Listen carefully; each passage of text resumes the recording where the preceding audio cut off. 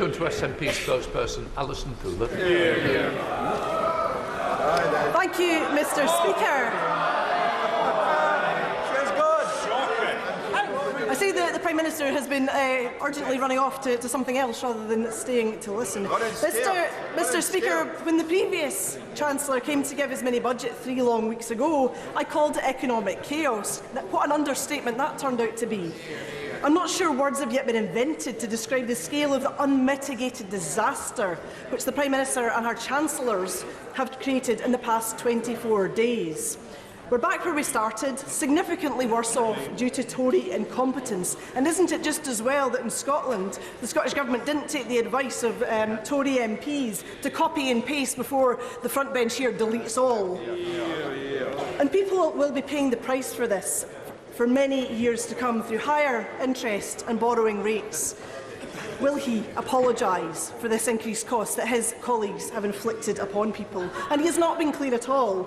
Will he confirm the status of the banker's bonus cap? Has it been scrapped or has it not been scrapped? There is little by way of detail from the current Chancellor on doubling down on austerity and what that will mean for people.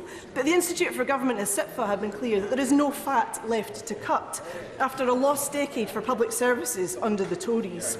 So where does the current Chancellor expect to make these cuts, these efficiency savings? We know what he means when he says it. We already know the terrible price of austerity because Glasgow Centre for Population Health have attributed 330,000 excess deaths to Tory austerity policies, an unacceptable human cost. Again and again, the Tories bring forward harmful policies they never feel the consequences of. And we know that guarantees mean nothing under the Tories either. The so-called energy price guarantee turns out to be worth 6 months, not 2 years, a cliff edge looming next April.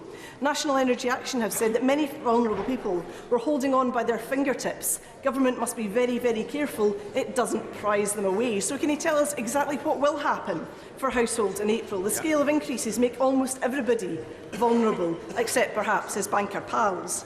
And what will happen to the most vulnerable when inflation soars as a result of the return of spiralling energy costs?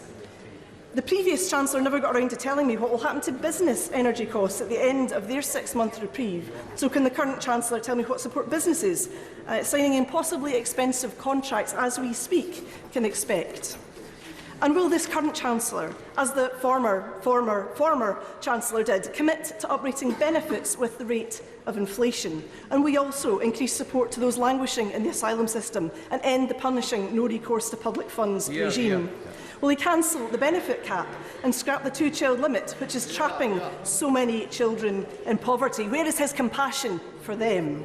Will he invest in renewables, carbon capture and storage, and a comprehensive energy efficiency and insulation package?